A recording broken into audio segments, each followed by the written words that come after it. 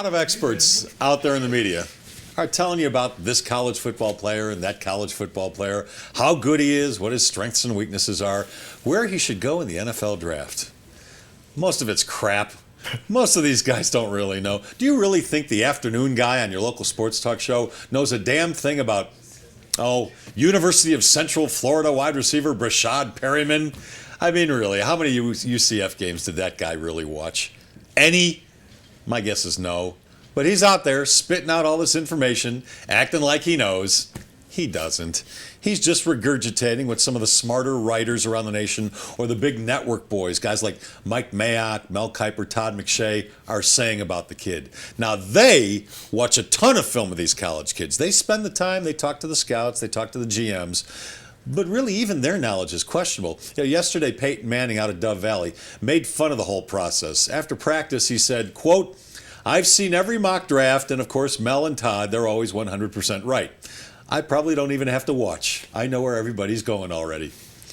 Basically, Peyton is making a mockery of all these mock drafts. Now, I happen to think they're silly too. I get it. It's fun.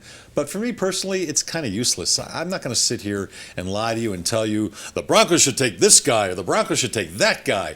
There's a real good chance I didn't see that guy play very much. I might have seen one game. I might have gone to his highlight reel on YouTube. I might not have. But to pretend I've seen a lot of the kid and I can give you a scouting report on him, I'm not going to do that to you. I do have a pretty good feel for what teams need and what makes sense for them position-wise. Like last year, I thought the Kansas City Chiefs desperately needed a wide receiver. There were wide receivers, they're good ones, when they picked in the first round, and they went for a defensive end, passing on receivers like Kelvin Benjamin and Marquise Lee, who had pretty good rookie years. And what happens?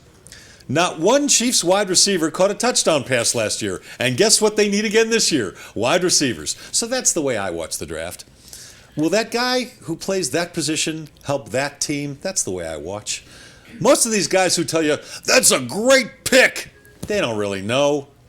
You could read the scouting reports. You could read the scouting reports. They're all over the internet. And you could say the same thing. So all these mock drafts, they're harmless, they're fun. But at the end of the day, or at the end of the draft, nobody comes even close to getting it right. Just remember, that guy who's so good at sounding like an expert, he probably never heard of Brashad Perryman until Mel Kiper put out his list of the draft's top 5 wide receivers. And that's More with Less. Brought to you by Cooney Lexus of Greenwood Village. It's Colorado's #1 Lexus dealer by volume. It's conveniently located at I-25 in Bellevue. You can view the current specials and a large selection of new and certified pre-owned vehicles at CooneyLexus of GreenwoodVillage.com.